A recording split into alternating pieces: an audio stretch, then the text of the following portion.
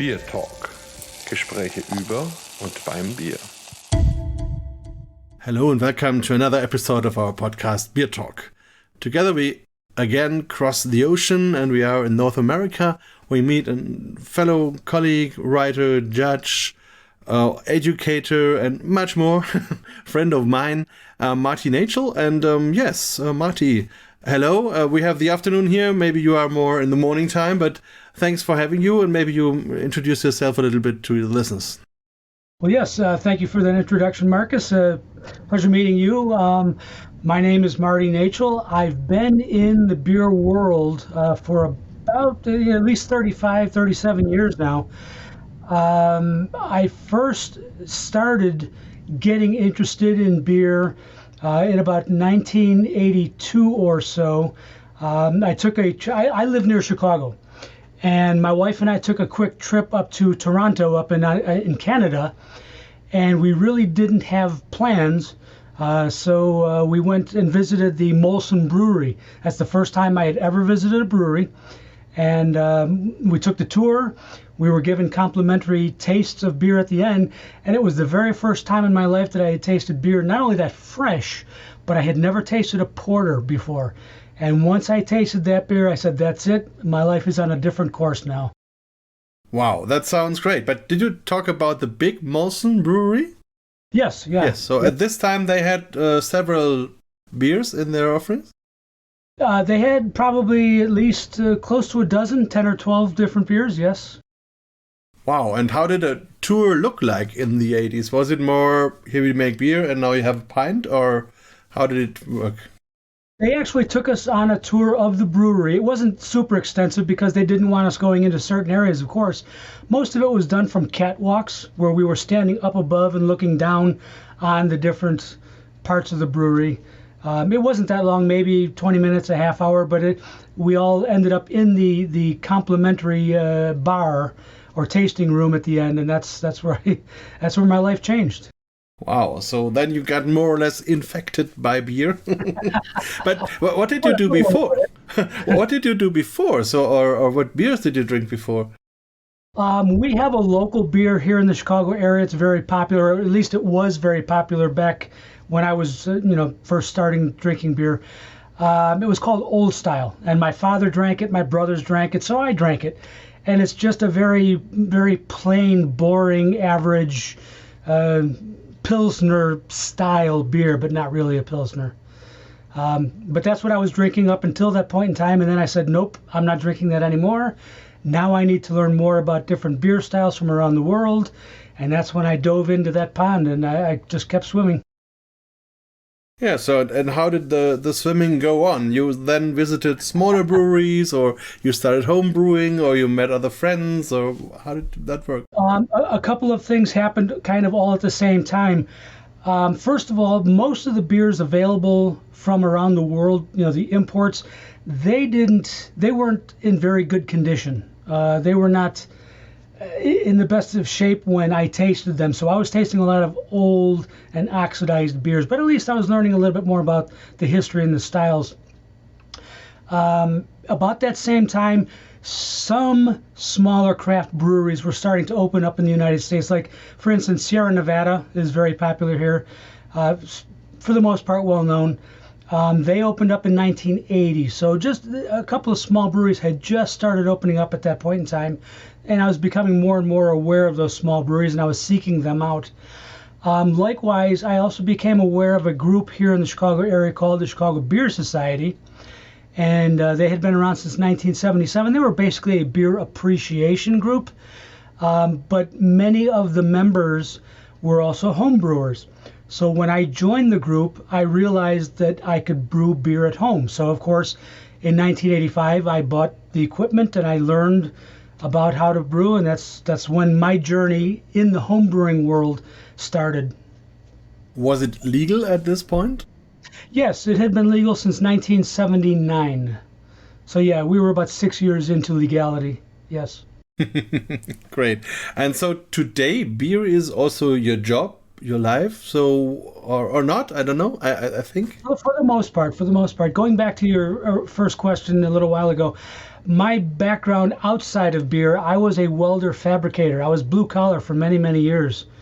And it, like most people's regular jobs, that's the one that paid for the food. That's the one that, paid for my mortgage. But as I got more and more into beer, when I started writing books and when I started judging and when I started teaching, of course, I started gaining some income from these different sources. And the less I relied on my welding fabricating background. And of course, I also have to give a lot of credit to my wife. She has been in her field for about 47 years now. So if it wasn't for her dedication to her job, I would not have been able to do what I've been doing all these years. What did she say when all these homebrewing equipment arrived? So ton after ton of things and. She was intrigued. She was amused. She never thought that it would become what it did over time.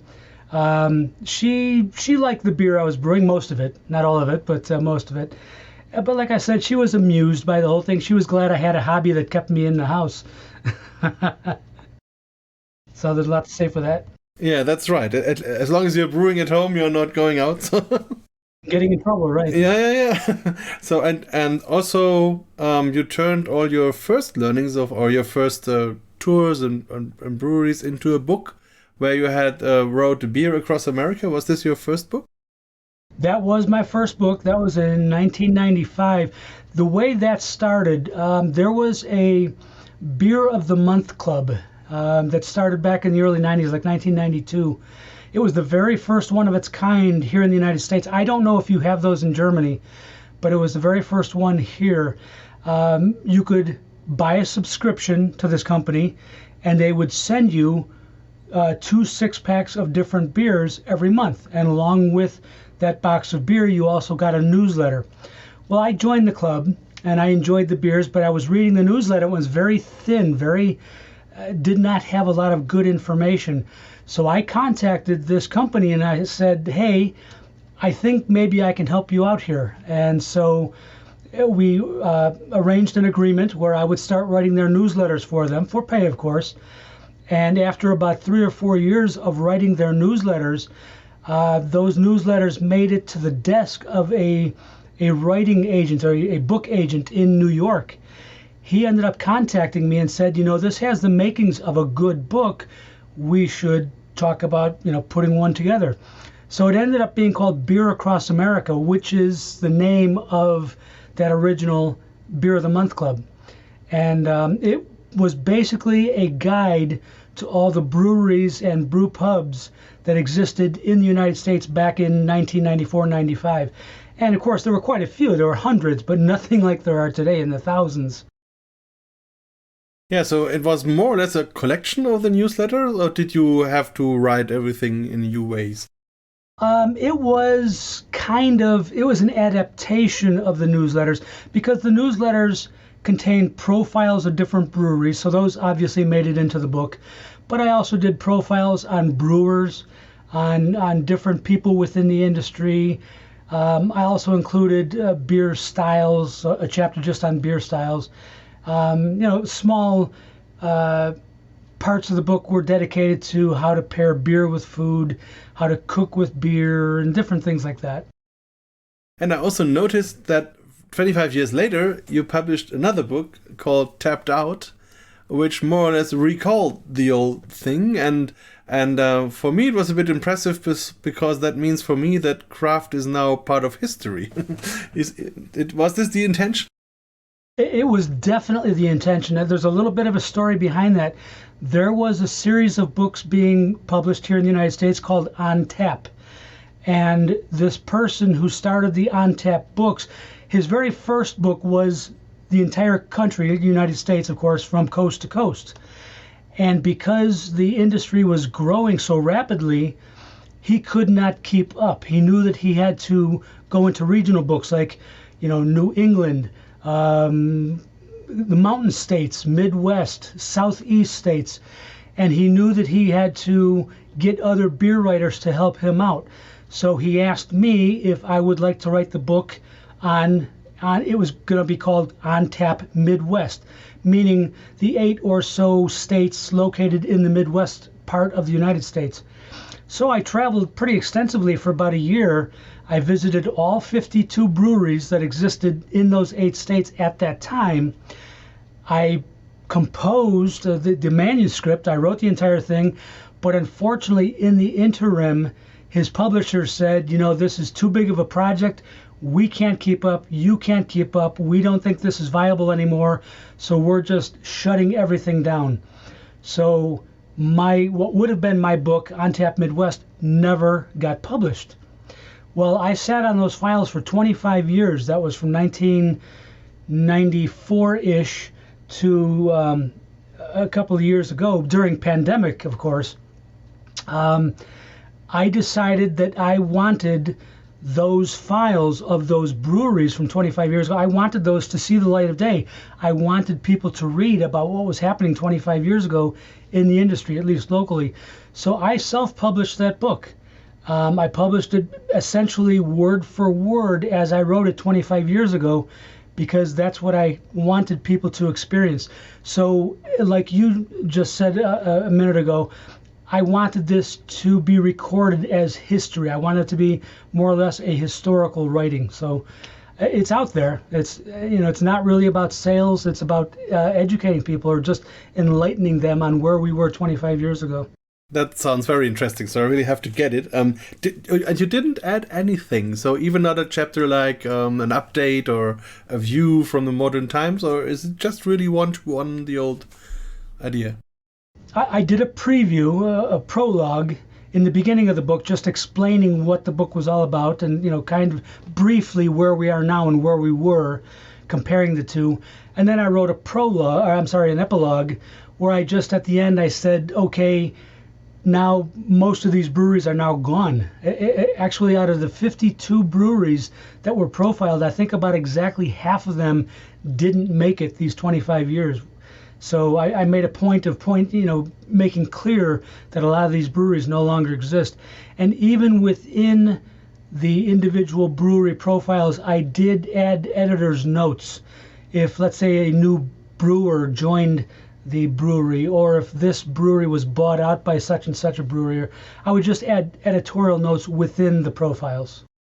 Wow, that's still a lot of work and a lot of continuous work. And if you look back on these 26 closed breweries, what is the reason why they closed? Was it in normally the economical things, or was it just they were too old, or it's 25 years. There were a number of reasons. Some of them were very small and undercapitalized. So yes, it was a financial issue. Some of them, some of them were just not making good beer. It's as simple as that. Newer, better breweries took their space. They outsold them in the market. So these other breweries just closed their doors and faded away. Some did actually get bought out by other breweries. There were various reasons why they didn't make it.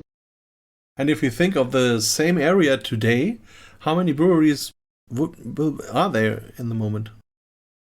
Again, there were I covered 8 states, and there were 52 breweries initially profiled. I would say, I can say in my state alone, I'm in Illinois, we have over 200 breweries just in our state alone.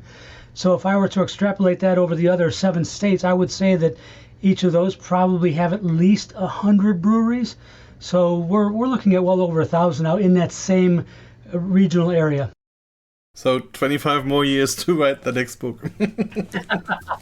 Yeah, very interesting. Very interesting. I really have to get that. So my next book is already set up perfect. So you also say you were there even before it was called craft.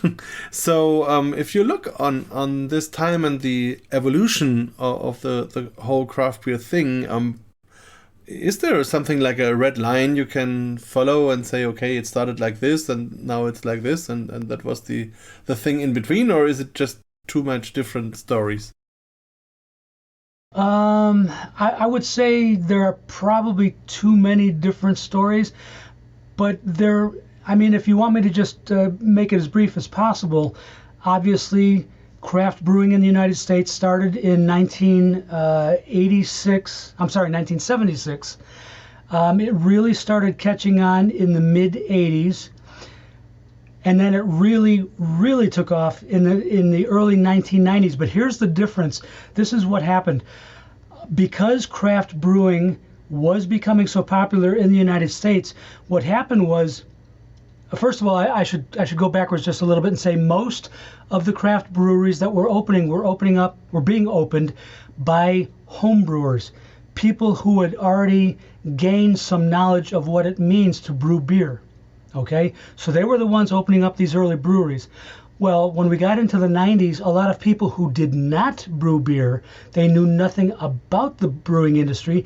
They simply had money. They were investors. They saw that this segment of the market was growing rapidly.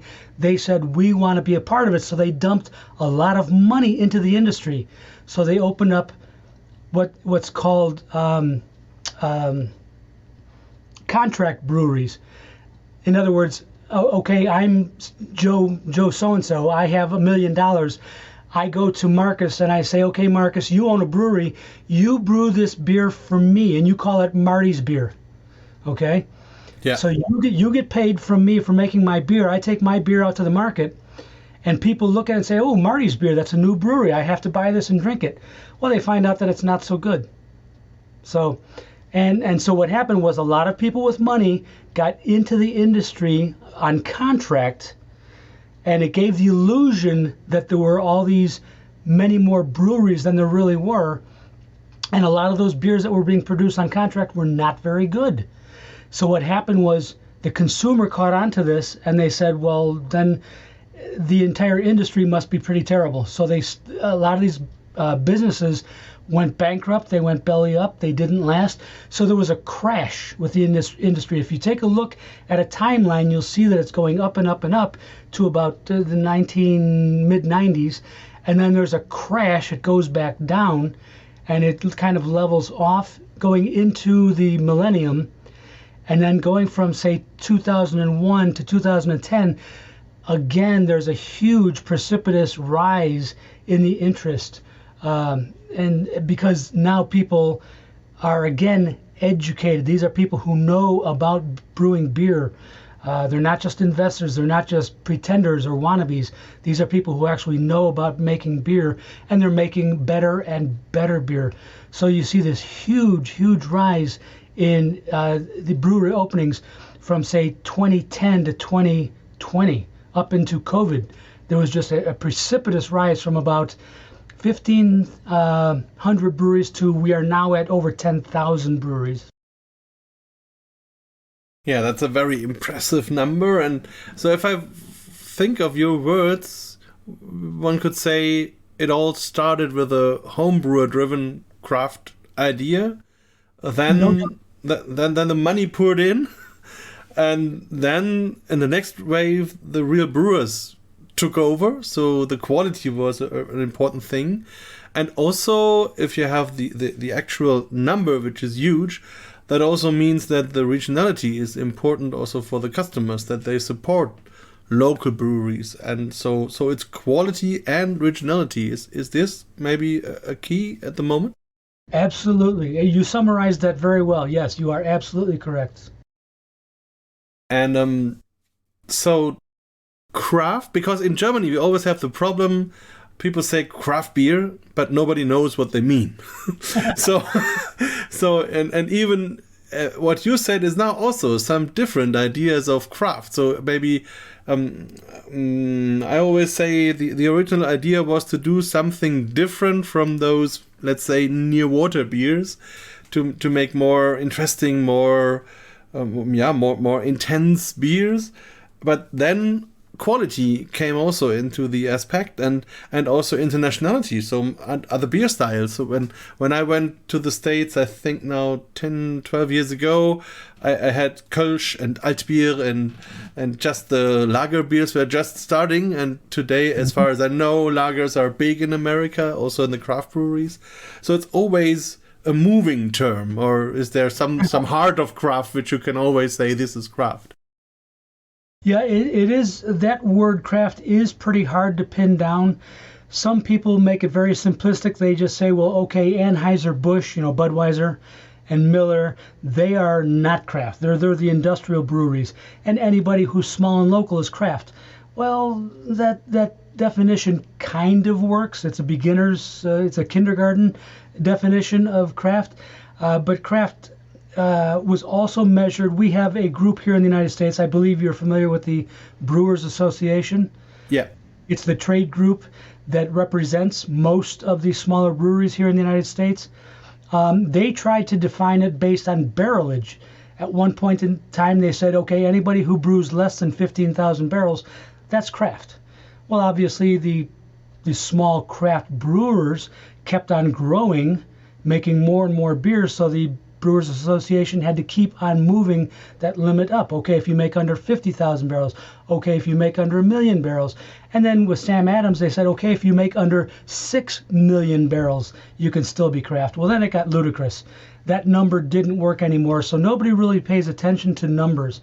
It's all about the ethos of the industry. It's the people behind it. It's the quality of the ingredients. It's the passion of the brewers. There are many different smaller things that come into play.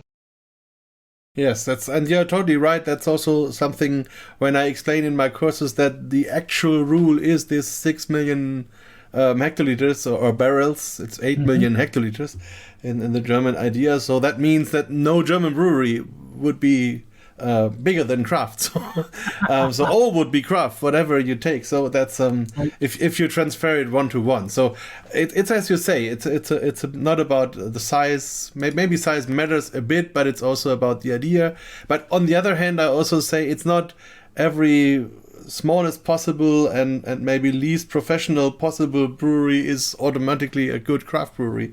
The quality is then normally a problem. So yes, but as you say, the enthusiasm and what the people drives, this is also something I recognize in the North American Guild of Beer Writers, where we also both are members.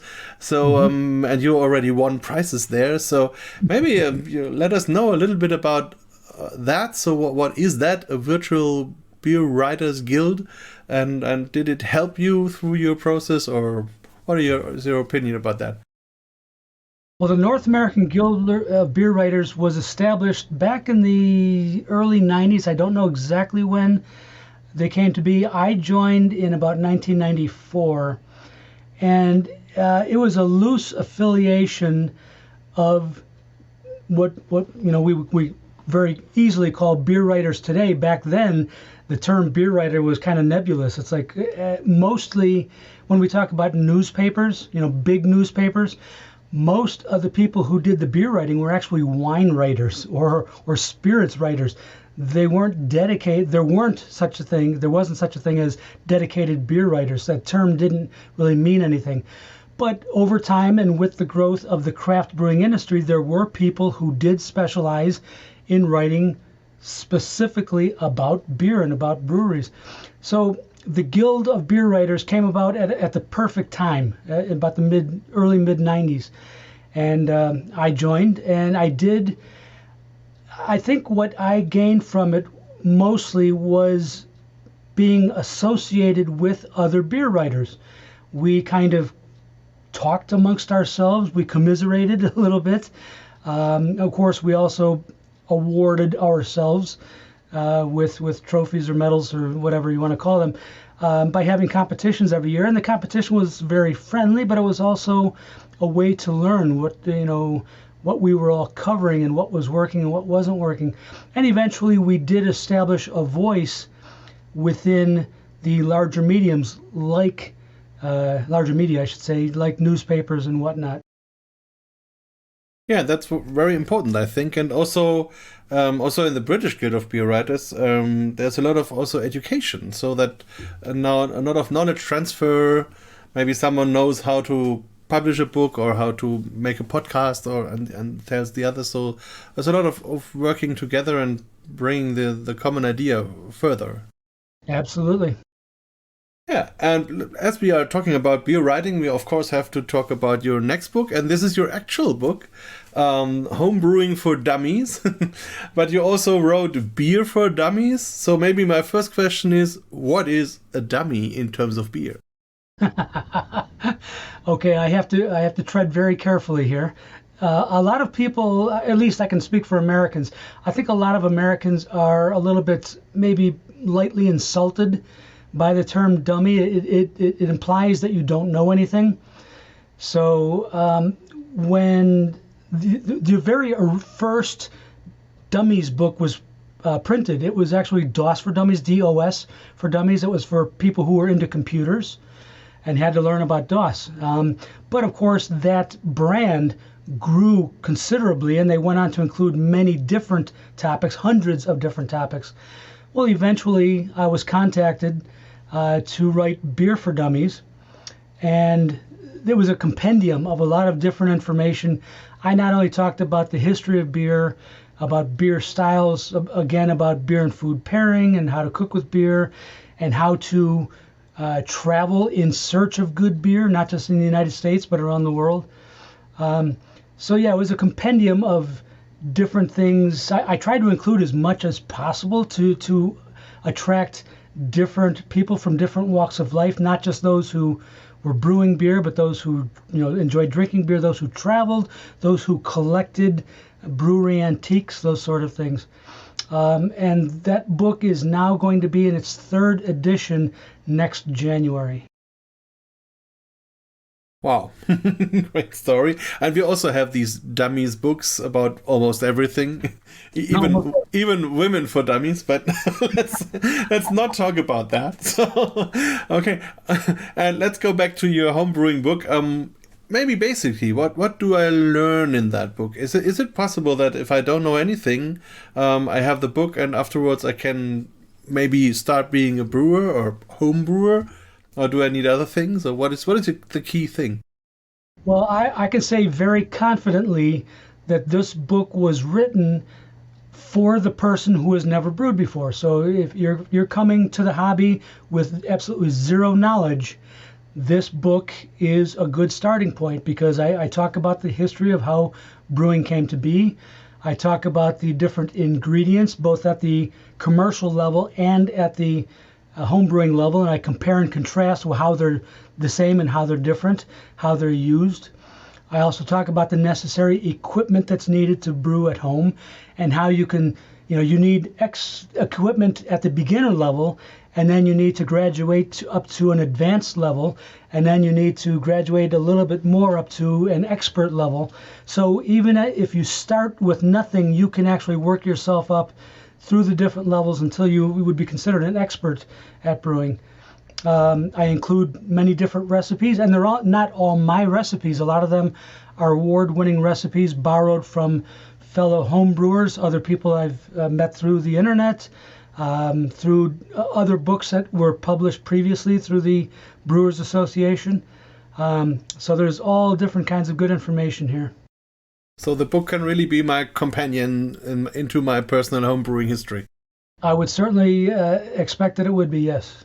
Okay, very good. So I'm very looking forward to read more in it, because I'm a very bad homebrewer, and my personal problem is I'm not good in controlling. So like controlling hygiene, controlling temperatures, and all these things. And if you're not good in that, beers get spoiled or whatever, fermentation doesn't really work or whatever. So and also I think my problem was I started judging before I started brewing, and then the level you have internally for your beers is way too high, so you will never reach it.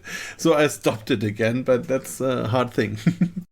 I can appreciate exactly what you said, because I don't always like admitting this, but I no longer brew either. I did brew for about 35 years, But because of the proliferation of good quality beer, not just across the United States, but even right here in my neighborhood, I don't feel the need to make my own beer anymore. I would rather invest that money in my local breweries and support them and just simply drink their beer rather than drink my own.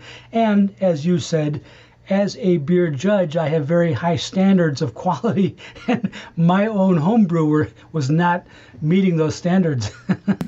So we really have another thing in common. Great. But I saw also you write about other drinks like cider, mead, and hard seltzer. And what was the idea behind that?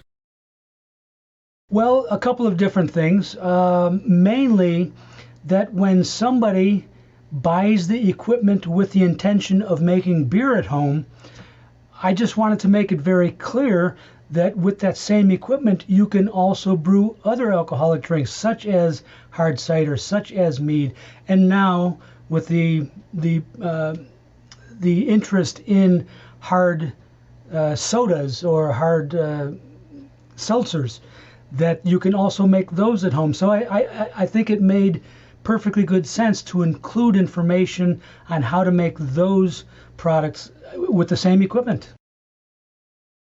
Do you already have feedback from the first readers to the book? The feedback so far has been kind of lacking. I would actually appreciate more feedback. But for the most part, when there is a feedback, most of that goes directly to my publisher rather than to me. I usually get the feedback through my publisher. So unless it's somebody I know on a personal level, I don't typically get that feedback. Okay, but I think it will come through the publisher in the next month or so. Yes, yeah. In due time, yes, I will get that. Yeah, you also write about gluten-free beers and also about the idea of eco-friendly or green brewing. So that's a very modern topics. I didn't think that is quite a big thing in the States already, but apparently it is. It is, and it has been. I try to keep as current as possible. Not only does my publisher expect that of me, but I expect that of myself. If I'm going to be publishing a second edition and a third edition and perhaps eventually a fourth edition, it's imperative that I keep up with what's going on in the industry. And I want to be as inclusive as possible to all potential readers and to all potential homebrewers. If people have gluten-restricted diets, and it's important that I address that issue, that I also tell them how they can make gluten-free beers at home, and so on. And the eco-friendliness, what can a homebrewer do to be more eco-friendly? Maybe you have some examples. I'll use an example that's actually brand new to this third edition. As I was growing up within the homebrewing community, I had always heard how important it was once your beer is done brewing, meaning, after you turn off the heat and it's still very hot, that you want to cool that down as quickly as possible. And the methods available to homebrewers were typically immersion chillers. And those immersion chillers used a lot of water. In other words, you would turn on this cold water that would run through a coil. It would be a copper coil or a stainless steel coil. And then that water would then just be run down the drain. And you'd be wasting a lot of good, clean, usable water. Well, in Australia, where they have issues throughout most of the country with lacking access to good, clean water and dealing with droughts and things like that, local homebrewers realized that you could still make good, clean, quality beer without making your beer undergo that quick chill method at the end. So what they did is, through experimentation, they realized that you could still put that hot beer into a specific vessel and just allow it to cool slowly overnight on its own without wasting any water whatsoever. And I thought that was phenomenal. To me, that was earth-shaking information, because I had always been told contrary, that you needed to cool the beer down as quickly as possible, otherwise your beer could go bad quickly. And now we know that's simply not the truth, as long as you do it the right way. So the right way means you have a closed vessel where the hot water is in? Absolutely, yes. Yep. Oh, very interesting. Yeah, and I think generally sustainability becomes a more and more important topic, especially also if people who are generally interested in being sustainable have the hobby of brewing. They try to adapt as much as possible also there. So maybe also regional supplies like malts and hops and all these things. And of course, energy, as you say, as low energy consumption as possible. So I think also brewing is something that it was along humanity for more than 10,000 years, and so it also changed, and the priorities also change where you set your focus on, and maybe this is a new focus which is now coming into beer. Absolutely, yes, and I'm very happy and proud to address the issues of being a green brewer. Yeah, I think also that happens in the big industry. So, of course, you have some who are more or less greenwashing, but you have more and more breweries who really try to get CO2 neutral or negative, which is a very interesting thing. And also in Germany now with the energy crisis, there's a lot of things going on to bring breweries more and more into reduce consumption or even produce things like CO2, don't waste the fermentation CO2 and all these things. So, but I think also the energy prices are rising in the States also. Absolutely, yes. Everything is. Yeah, everything is.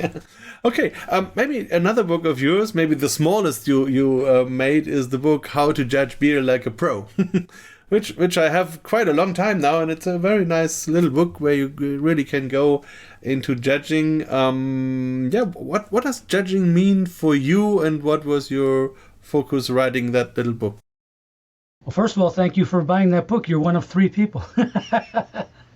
Just kidding. That's always interesting to find this one reader of yours.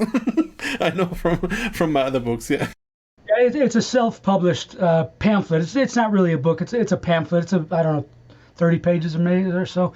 But anyway, my purpose behind that, first of all, it was another COVID project.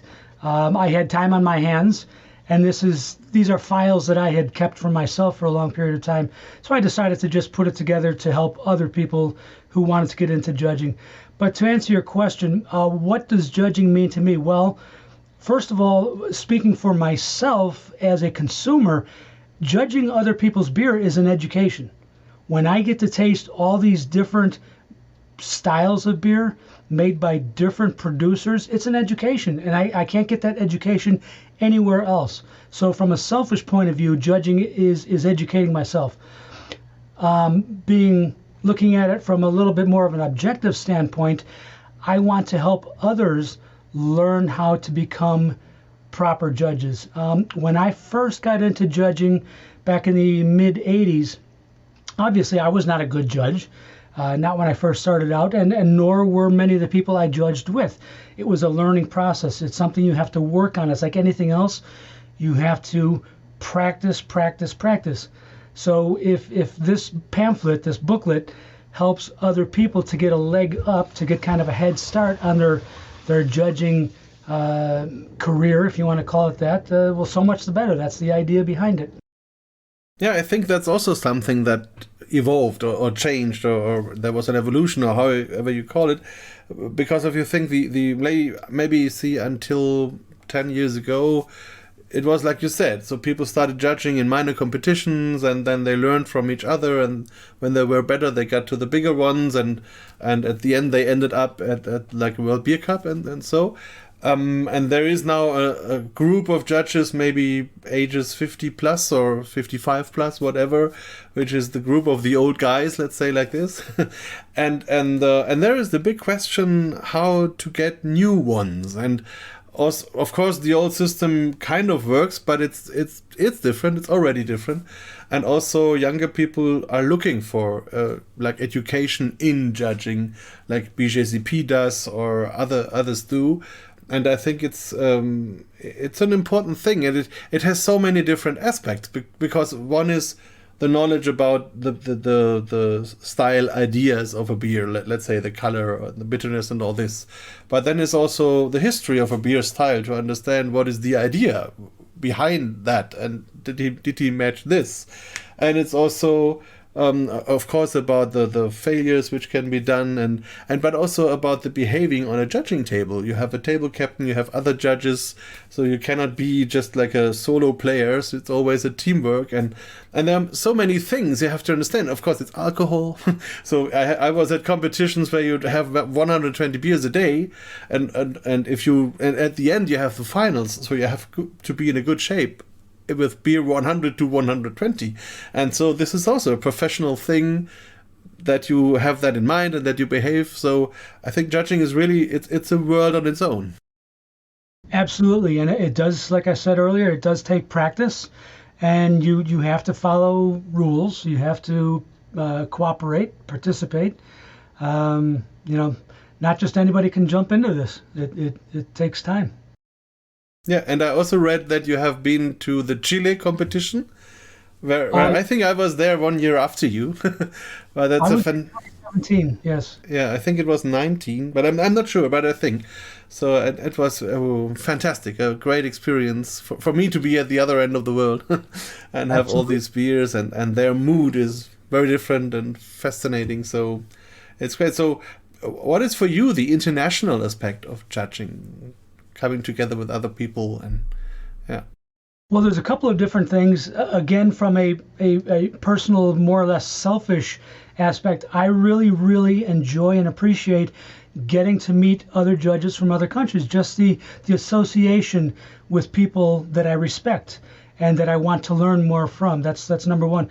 Number two, I think it is really important for the various competitions when you have an international panel of judges.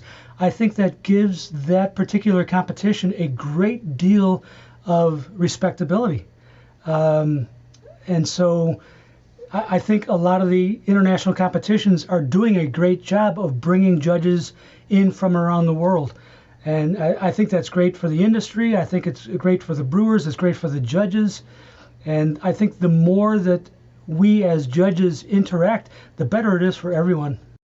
Yes, and also I say it's a little bit better for the world because because you understand that no matter where a judge comes from, we have something in common. And when we are talking about the beer, it's a nice time and it's a good time, and there is no reason for fighting, for aggression, for whatever.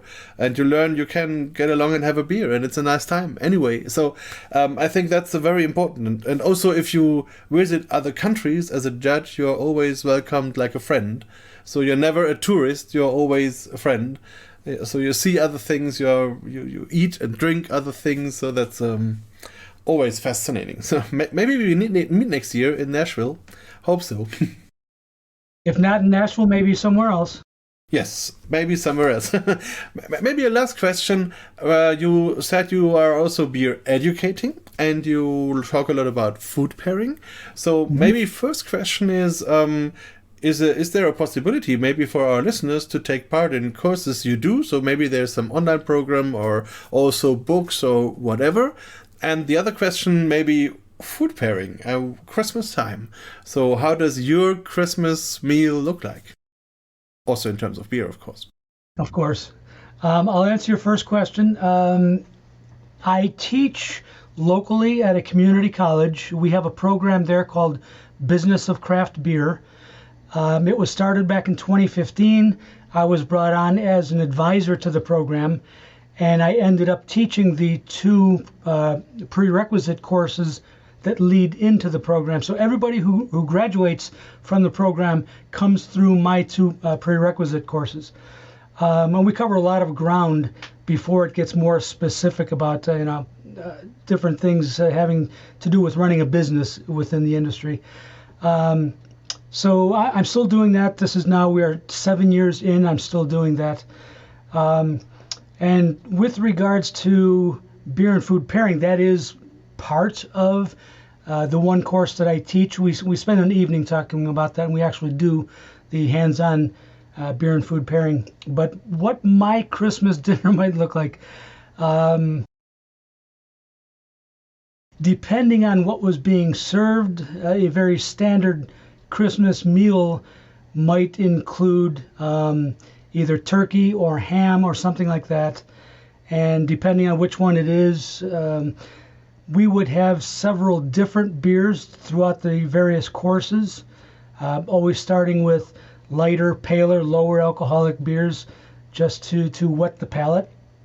And then as we work our way through the various courses of the meal, we would probably get into slightly darker, slightly richer, slightly more alcoholic beers.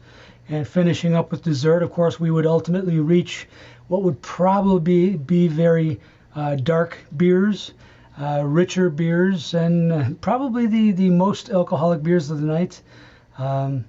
So yeah, we would probably have 4 to 5 beers throughout the course of the evening, and it would be a lot of fun, that's for sure. Yeah, sounds great. And did you ever have a German Bamberg-style smoke beer, like a double bock or something like that? It is absolutely one of my all-time favorite beers, and I know you live there in Franconia. I'm very jealous of that. I'm very envious. I love Rauchbier, and I try to introduce as many of my students to it as I possibly can. Fantastic. So you are our ambassador. And of course, when I come next year, I will try to bring some along. So fresh ones and great. That would be awesome. Yeah. So thanks a lot for your time, for the information, and also for your work on the books. And have a nice time. And I'm really looking forward to see you next year. Well, thank you very much, Marcus. I enjoyed this. This was a good time, and thank you very much for having me on. And yes, I do hope that we meet soon. BierTalk, der Podcast rund ums Bier. Alle Folgen unter www.biertalk.de.